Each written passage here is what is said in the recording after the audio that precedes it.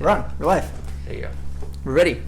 When we got our guest speaker of the day, Crystal Uzquiano, who is also my boss at Tejasfit Gym. So, welcome onto the podcast. Thank you for asking me. Have you been on a podcast before? I have not been. So on first a time. before. This is my first time. Cool. First time. And we know that she's nervous, so. like we all are. I get nervous. He gets nervous every before, like right episode. when he's like, "Are you ready?" I'm like, "Gosh, I don't know. I don't know if I'm what ready." I'm going to say. But yeah. It'll end up being a lot more natural once we get going. But welcome in. Yes. We're very excited. I think this was a really good episode we need to have just because it's very different. I think you're a very different person than most business owners. And I feel like it's good to kind of get your story. And I think a lot of people would be excited to hear your story. And because I think throughout most of your life, as you were telling me before, and we'll get into that, but most of your life, like, you were focused on doing something else, and I feel like in my eyes, like, you've done a complete 180, and you switched. It's a 180 all the way around. Yeah, you switched careers very later on in your life, and I think people should be more open into discussing change within themselves and within their lives. So I'll kind of give you the floor here to kind of tell us, like, what's your story? How did you start? What was your dream as a kid? How did you kind of get into becoming a fitness business owner and a teacher while you were throughout your life? Well, I did start out as a teacher, and I was a teacher for 18 years. I started teaching middle school, and then kind of worked my way down. I taught elementary. The very last year I taught little toddlers. Oh, really? Yes, yes. But that was kind of a nightmare. No. It wasn't too bad? Everybody has their special points. Mm-hmm. I do have a special place in my heart for middle school. Okay. And Cool. even when I taught middle school, the other teachers would say, and other people that I would meet say, there's not enough money in this world for me to teach middle school. But Really? I have a special place in my heart, for that age, because they're too little to be big. Uh-huh. They're too big to be little. Okay, it's right in the middle. It's a They're happy right medium. in the middle. They are just finding their place in the world. They're Totally. I just. feel that. Yeah. So Oh, you have like man. a passion for that. Yeah. And honestly, I kept contact with a lot of my kids. good. that I Oh, really? taught as middle schoolers, and I would see them and talk to them as adults, and I could still see the essence of who they were at that age. Yeah. Of course, you grow, you mature, you get a job, Yeah. you have responsibilities, Mm-hmm. but who you are at your core, a lot of that is It'll stay. there. Yeah, it Sure. It's stays. there. I also think it's a very large period. Cognitively speaking, like, your brain is going through so much at that age. Yeah. So things that you consume or information that you consume at that time. That's a big age. Yeah. Yeah. So a lot of stuff's happening. Yeah, a lot of stuff that Yeah. kind of just builds a foundation for where you're kind of headed in life in terms of the way you think, the way you act, even up until like you meeting your first girlfriend and having your first heartbreak. Like, that's always like the hardest, you think, because I guess you're growing so much as a kid and your brain is growing. So You are. I There's think just teachers have such a huge impact at that age. So Oh, yeah. that's really great that you think that way. So And I've always loved, having a part, even if it's a small part, or even if it's, and it would be funny because sometimes my parents would come to me and say, "Can you tell so-and-so this to do this? Can you back me up here? Because if I say it, They won't listen. They won't they listen. won't They listen. won't But do if it. it comes from you, if you say it, then it's totally different." yeah. I Would feel you ever that. listen to them? Would you ever kind of tell the kids what the parents want them to tell the kids? No. No? Yeah, it's always tough. I mean, I would myself in middle school. I was always a rugrat. I was a rugrat, so I was always getting in trouble, and I mean, I was always full of energy. I mean, I'm full of energy now, but yeah, I remember my parents would always try to get me to calm down, and I think even like in third grade, I had to. I don't know if I told you this. I had to I had to get tested if I had ADHD. I did too. Yeah. In 3rd grade. I had 4th grade. I had to get that done too. Yeah. But I was a little boy at that age. Yeah. Well, I mean, it wasn't middle school yet, but at that when I was a little boy, I was hyped up and running around. I couldn't stay in my seat, just real loud. I could laugh real loud, and just teachers got real annoyed at me. So. I had to have the same thing then. Yeah, so I was always getting in trouble and laughing in class. So you were tested, but I was tested. I do not have ADHD. Same here. Yeah, they were like, yeah, he doesn't have it. He was like, yeah, how about you get this lady to sit down in a classroom for 50 minutes without moving and stuff like that. Yeah. But yeah, it was yeah.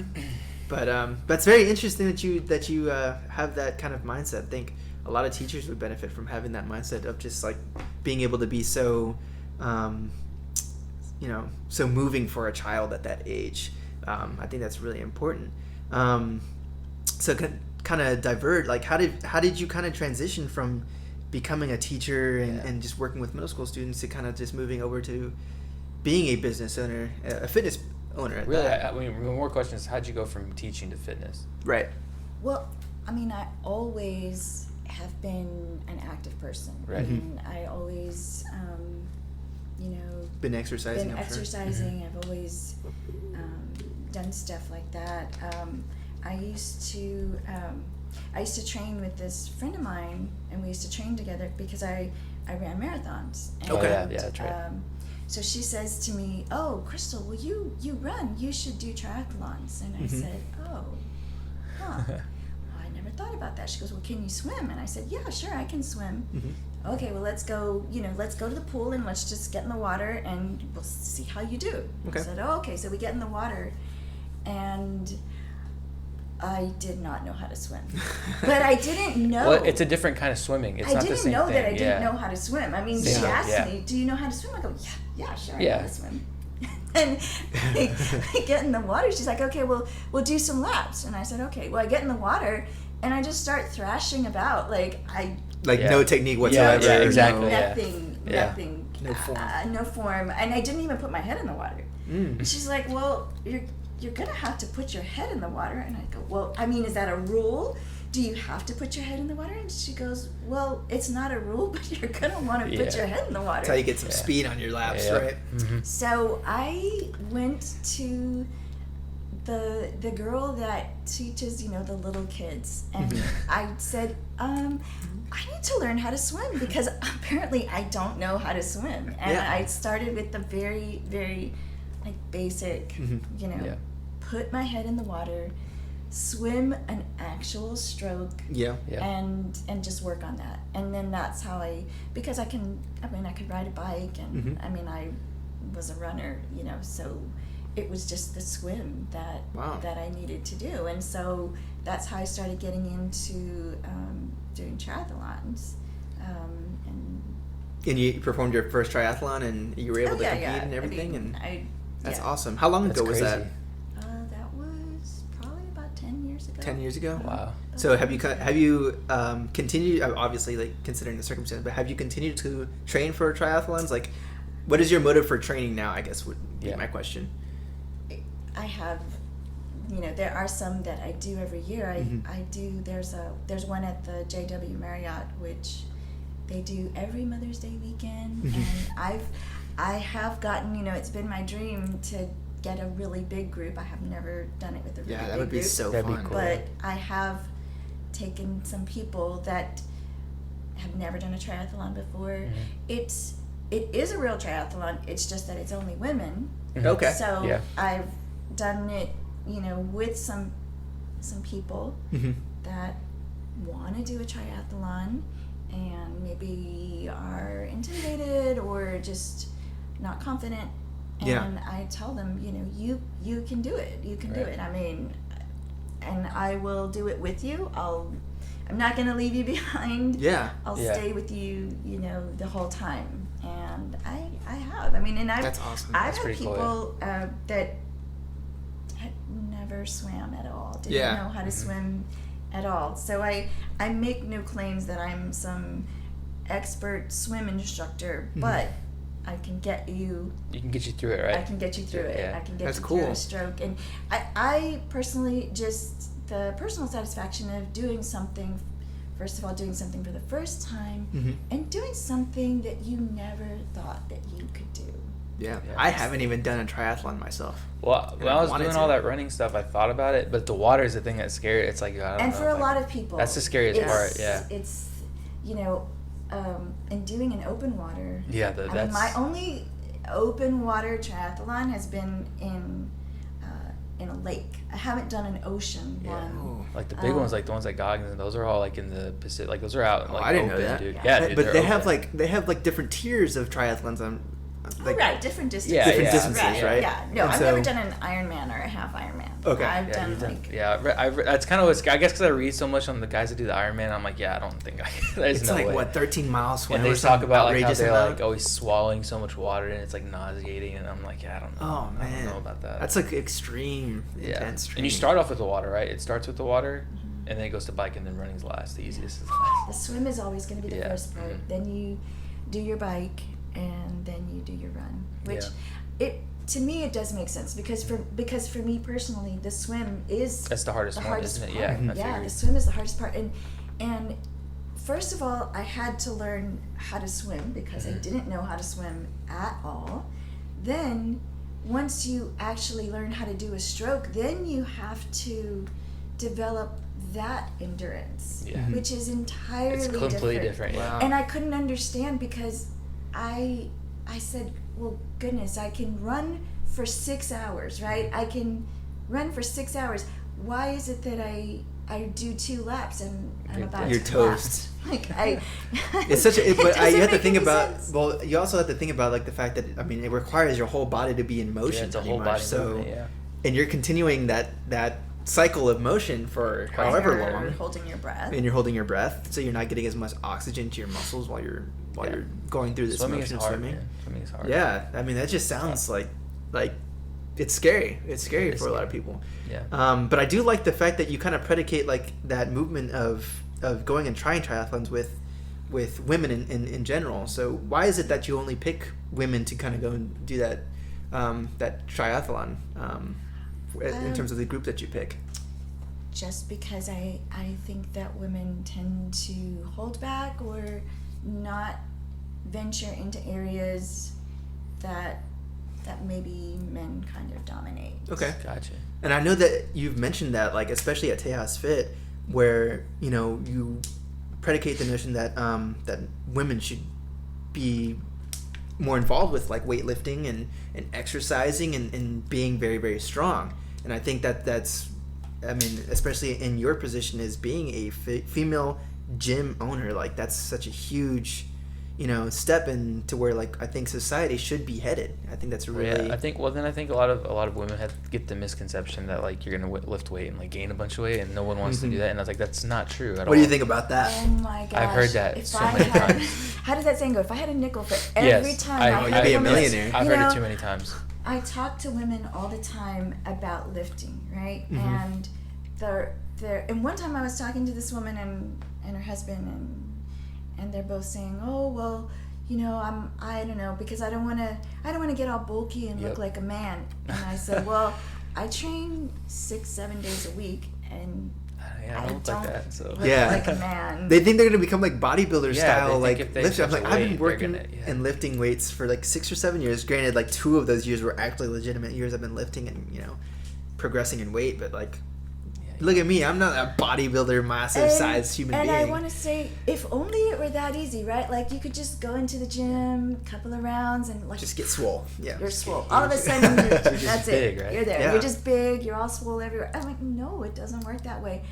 But the emotional benefits and the physical benefits. I mean, every time you exercise, there are physical and chemical changes that Absolutely. are happening in your body. Yeah. Absolutely. Someone just recently, I had a conversation with someone, and she said, "Oh, I saw this thing on TV where, I guess it's what Kim Kardashian does. Like, you go and you can suck the fat out, and Oh. you put this machine and you hook your body up to this machine, and it just does these, I don't know what, vibrations. Or I something? saw that. No, I know somebody who has it, and I've seen it, and that thing's been loaded. It's a load of crap. It's a load of shit. Do you like stand on it or something? No, right? there's a belt. There's a belt one that goes belt. across. Oh, okay, I've seen the right? belt. I've seen the one you stand on. And it vibrates and it makes it hard, and it like it's supposed to be a core workout, right? Yeah, and it's supposed to like yeah target like belly fat. It's yeah, like, and it's like oh my. I saw another one that was like a ski, and like you go back and forth, and it's supposed to like work your thigh.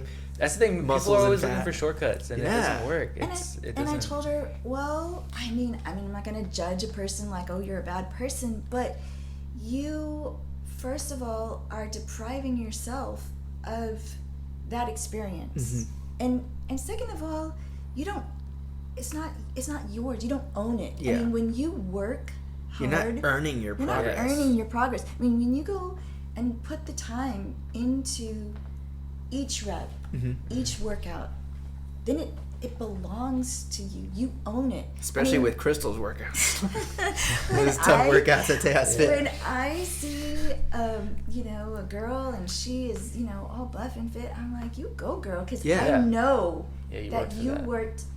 Nobody gave that to you, Absolutely. and you can go and you can suck out that fat, but nothing is gonna give you the strength and the power. First of all, I mean, you're not gonna build muscle. Yeah. I mean, you can suck the fat out, but it's not gonna make you strong. Yeah. And again, just the emotional benefit of doing something, when you get to that rep or when you finish that workout and you're like, I always love that feeling, when I get to the end of the workout and I feel like it's a wet rewarding, noodle. yeah, Like, absolutely. I'm like I'm about to pass out, I'm a puddle on the floor, but I know that I gave it, my 100%, like my all. For sure. And again, there are chemical changes that are happening in your body. There are changes that happen in your brain. Yeah, definitely. I saw this talk that when it was a recording, but of this neurologist that she was giving this talk, and every time you exercise, you create more wrinkles in the frontal lobe of your brain.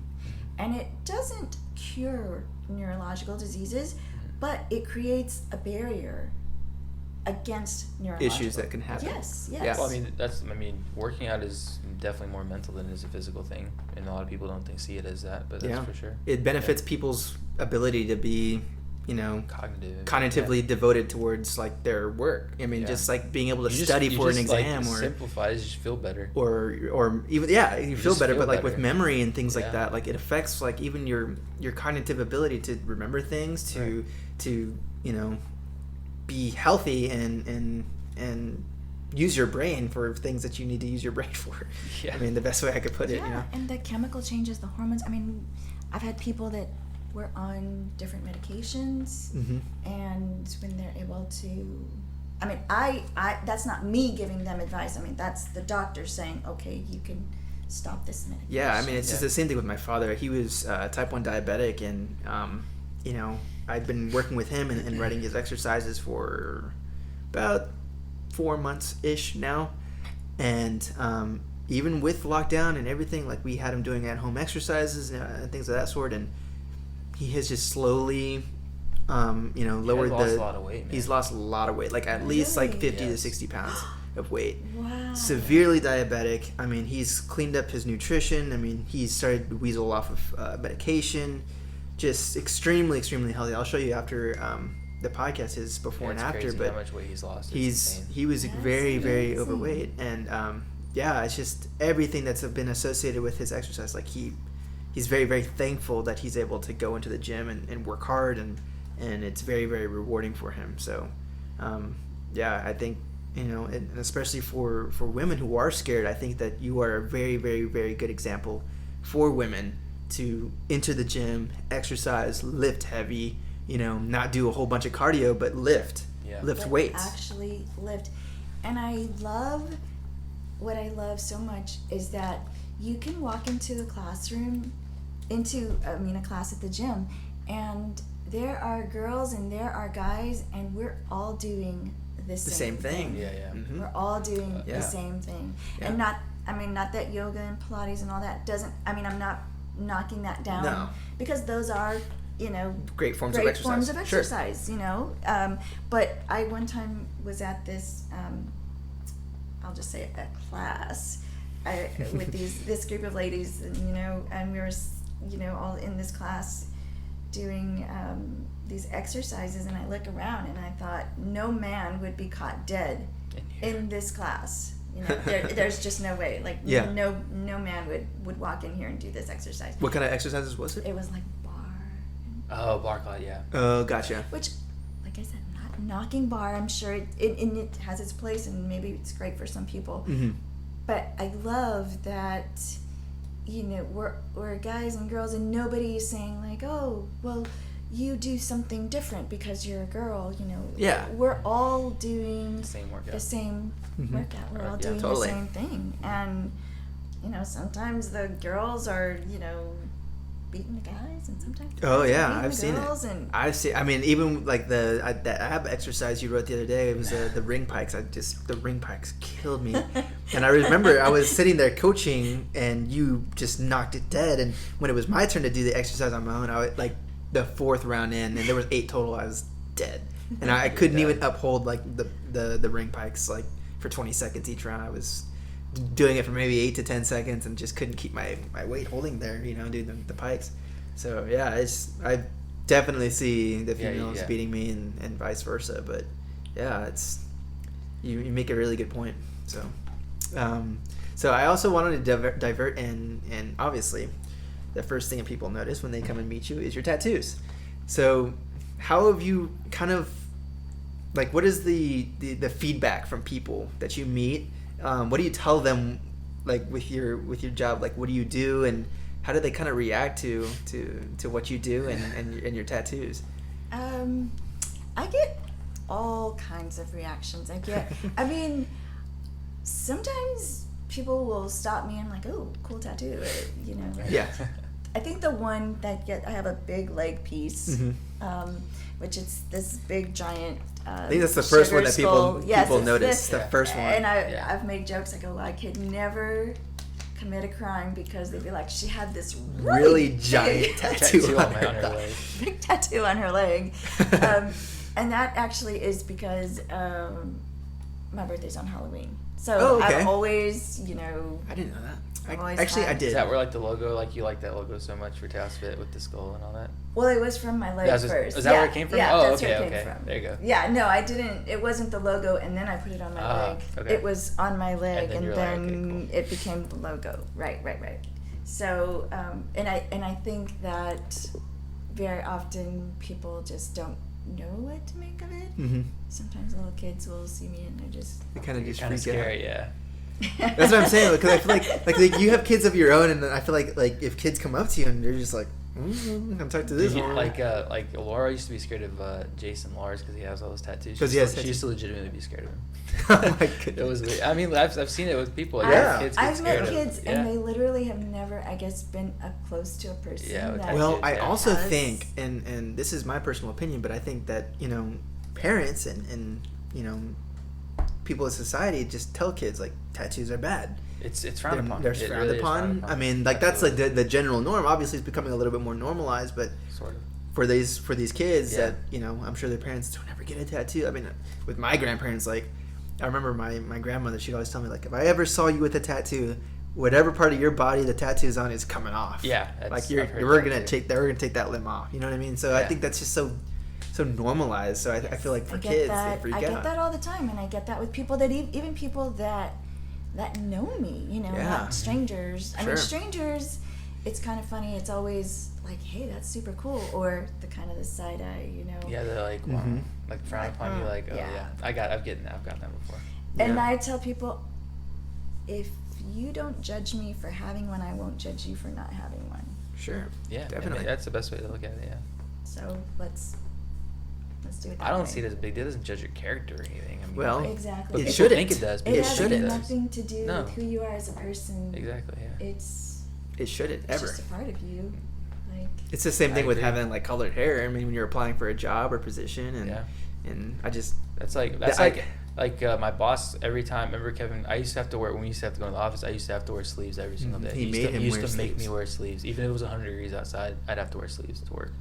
Even though we didn't see anybody, like we didn't interact with no anybody, one came, it was the same people every day. He used to make me like wear sleeves. Yeah, it was like super ridiculous. I think that's also a reason why people should be more open to doing their own thing, like owning a business or becoming an entrepreneur. Like you're more open to do whatever you want. Do whatever the hell you want. Yeah. So, yeah, I think that's really important because, I mean, for you, like you transitioned from a teacher to fitness and now you just don't fit that mold anymore of like, I guess in my mind, like I feel like for a typical business owner, you know, you think of like what, clean cut, you know, a male, like you think of just typical things and you're not that. And I think that's just really, really cool. And for me, like I look up to that because you're very different. And I guess it's important for people to know that it's okay to be different. It's okay. And it's okay to change your mind. Yeah. Or just, you know, wherever your path leads you or wherever it takes you, then that's okay. Mm-hmm. I think people are just always afraid of the unknown or not knowing how it's going to turn out, or trying something that they've never done before because they don't know if they're going to be good at it or the best at it. And I always have this little joke. I always say, I think I'm really good at not being good at things, you know. I might think, okay, well, like with the triathlon, I go, okay, well, I mean, only once did I place in my age group, but I know I'm not going to be the best. I'm not going to be a professional triathlete, you know, I'm not going to get sponsors. I'm not, you know, but you know what? You did it. I'm going to try it. I'm going to do it. I'm going to try my best. And so that's like always my thing. Like when I did the MS ride, I'd never done that before, and I mean the first time that I did it, and I was nervous, but I said, okay, well, you know what, I'm not gonna be the fastest time, but okay, I'll try it, I'll do it. That's awesome. Yeah, I mean that's why you do it, right? Might as well. Yeah, just to try it. I need to do it. Yeah, I don't know what people are doing here. People next door are weird. I don't know. So I think a lot of people would like to know, did you end up getting tattoos while you were a teacher? I didn't. So I wanted to, and I think what maybe a lot of people do is what I did. Maybe I'm gonna guess, but I focused so much on it. I couldn't decide, and it had to be perfect. And I would think about it and overthink it so much. But then I lost my grandfather, and when I was going through that grief, I was talking to this friend of mine, and we talked about, you know, the grief process and just how that was working, and she had a lot, and we talked about how for her having those tattoos were a part of her, and so that for me it was dealing with that grief, and it was a way for me to deal with that grief because you know, I have a cross, and my grandfather was a World War II veteran, so I have a cross, and there's a dog tag, and in the dog tag there's a 26 because that was the year that he was born. Yeah, and you were mentioning that like typically people who get their first tattoo is like a little small, little rinky-dinky thing, but this is just a huge back piece. It's a huge, it goes all the way from my shoulder like down past my waist. So there's a cross, and then there's the dog tag with the 26, and then I have a flower for each of my daughters and my mom and my grandmother too. That's so awesome. Everyone got to pick their flower, and that's so cool. And it's so funny because I go, and you know, he draws it on first. Yeah. And and I, you know, I'm standing there and I'm looking in the mirror and I'm like, oh my gosh, it's so big. I mean, it literally covers huge. Half of my back, right? Yeah. And I tell my daughter, I was like, oh my God, what do you think? I don't know. And she told me, she said, okay, Mom, go big or go home. And I said, okay, well, all right, let's do it. It's there. It's there. It's not coming out. It's not coming out. Yeah. It's not going anywhere. Yeah. But yeah, it's, you know, it's my grandfather and it's all of my daughters and my mom. I think it really makes you stand out, though. Like, I think, like, it's unique. It's very unique because I remember when I first started, you know, associating with Tejasfit, the first questions my parents asked were like, who's that lady with all those tattoos? Like, everyone was asking me, like, who's that lady with the tattoos? Who is she?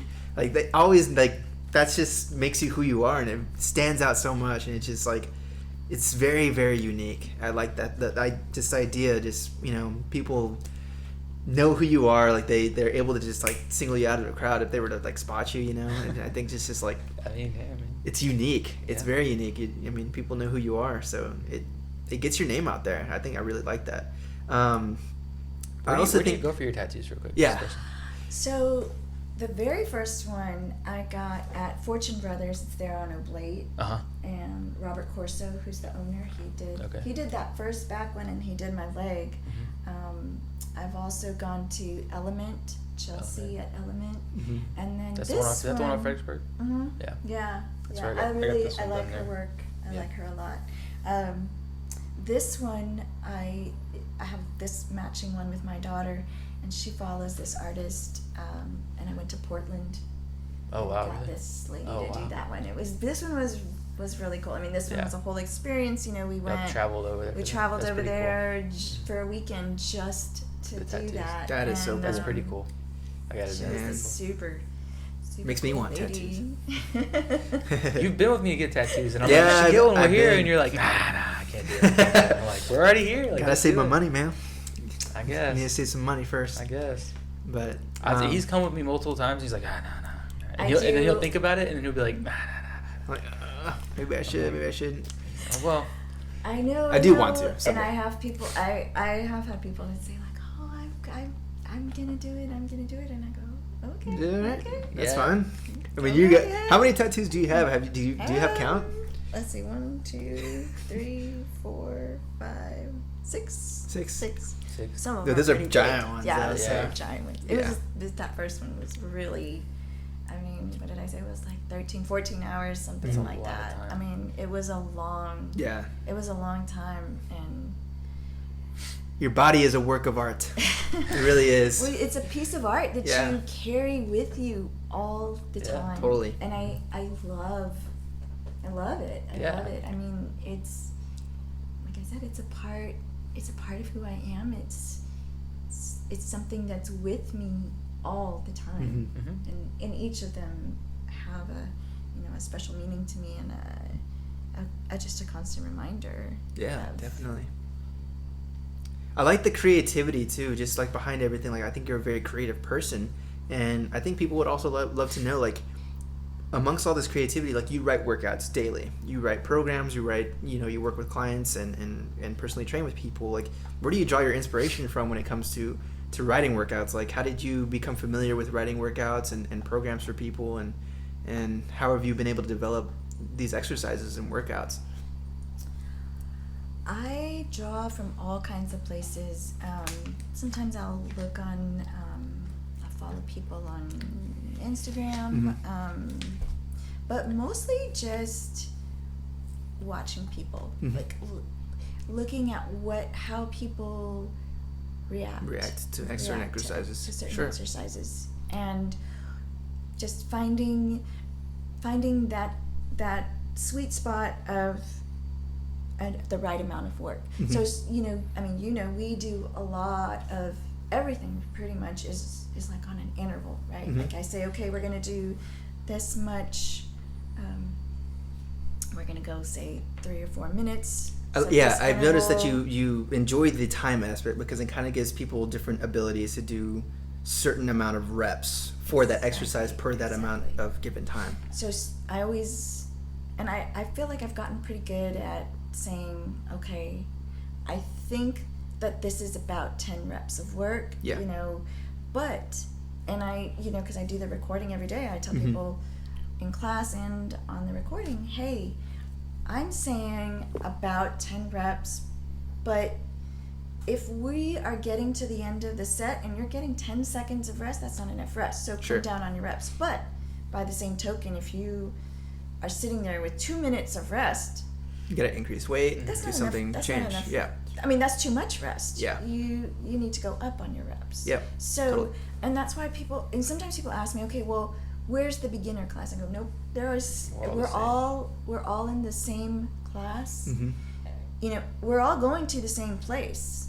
You know, you are just wherever you are. But I like the idea that even for, like, say if I'm a beginner and I enter a class, like, and we're performing, like, for cardio days on Tuesdays and Thursdays, like, I like the idea that you leave it open to where, hey, if this person can only do however many reps, like, you're gonna focus on doing this, like, that small amount of reps with the correct technique. Yes. And you're still gonna have the correct amount of time to rest, like, and then you have another person have the, you know, do the same exercises, but they're able to do it much more advanced level and with more reps and more weight. So it kind of leaves that ability to do the certain amount of reps according to their specific level of training. And offering modifications like, hey, if you can't do this, you know, then do something else. And I have been known to go up, you know, say I have the interval set at 3 minutes. Mm-hmm. I mean, I have gone up and said, oh, you know, I can't really go down. I can't say 2 minutes because, you know, there are people that are needing that 3 minutes. But I might go to someone and say, you know, why don't you do this instead of this? Sure. Just to make it more challenging. Yeah. Since I can't come down on the time, let's just go up on your work. And modify something, sure. And modify, because you can modify and make something less challenging, but you can certainly modify and make something more challenging. Sure. And people ask all the time, like, oh my God, when is it going to get easy? It's always a common question. Yeah. Right? Yeah, Like, when the can time. I do this like nothing? And I tell them, never. Easy, you can do at home. You don't need me to do easy. Right. And, you know, I do, you know, of course I record a class, but I do the workout once a day with people. And I think that it's good for people to see that I am suffering right there with them. suffering Sure. right there with you. I mean, I am dripping. You're like you're like, all right, one more set, 2 more minutes, like dying, killing over with, like, can barely breathe. But it's I feel like, you know, at least my hope is that people can say, you know what, it's okay if it's hard for me, because I can see that it's hard for Crystal. It's hard for Crystal, and Sure. she does it every day. So it must just be hard, and that's good. I love the notion as well that you don't implement any sort of exercises that you cannot do yourself. Yeah. Yes, I mean, and that's I pretty key. always, and it's so funny because 6 a.m. I always call them like they're such good sports. You know, they're the guinea pigs. 'Cause Yeah. You kind of have to test the time and test the the reps and time everything. and Sure. like this such and such. But I always tell them when they're really suffering, I say, you know what? Don't you worry. I will get my comeuppance in just a few hours, and I will be Doing the exact same thing. I will be there in the exact place that you are, and I will be sweating and I will be suffering. Yeah. Just like you are. Yeah. Yeah, you put yourself in their spot, which is good. They know that you're going to Yeah. be enduring that same level of pain. So to kind of just wrap things up, I think a lot of people would also love to know what is Tejasfit? Like, what does it include? What kind of training is it? Yeah.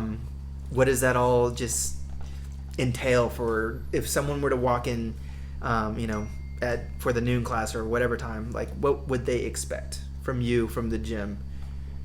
Well, first of all, what my hope would be that they would feel welcome, and that there is a place for everyone, whether you are super advanced or whether you're just starting your journey.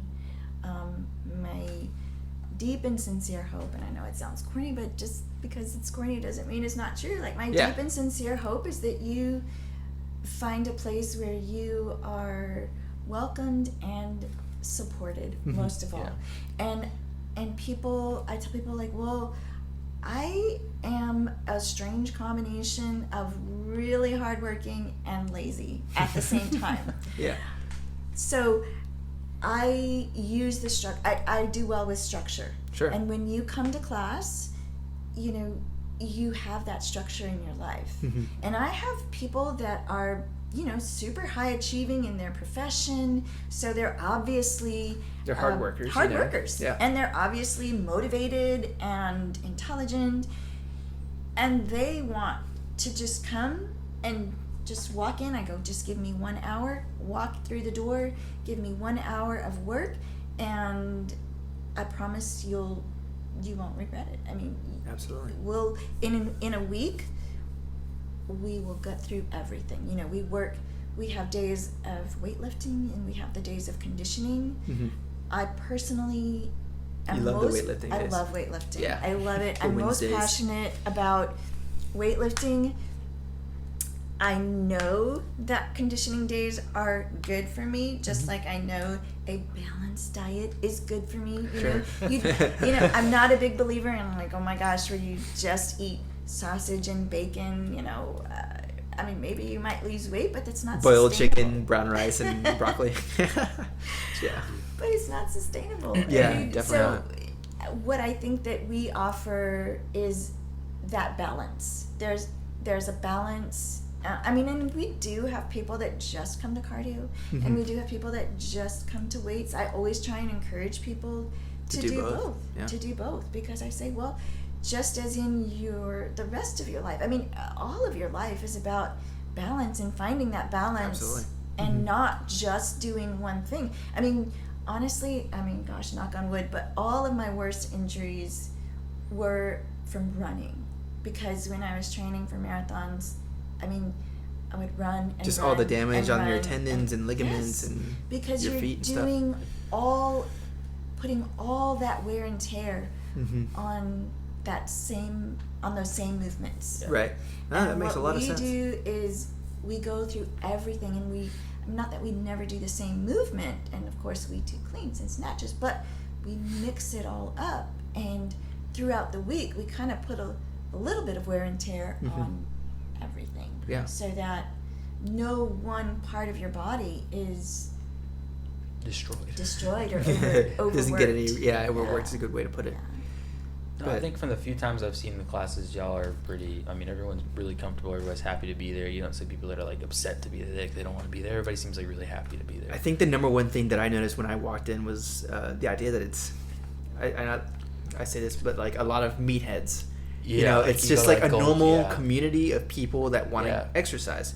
No one acts like they're above everybody else. Right. Like, if you go to if you go to Gold's Gym, there's always those like bodybuilder guys that like. Oh yeah, just screaming and yelling. Yeah, screaming and yelling. People making are screaming. everybody- It's like yelling, and screaming Yeah, like but during the it's car and it's stuff. different. But it's not very the same. different. It's not like grunting, like making everybody feel like inferior because Right. they're like massive. Yeah. It's a completely different thing.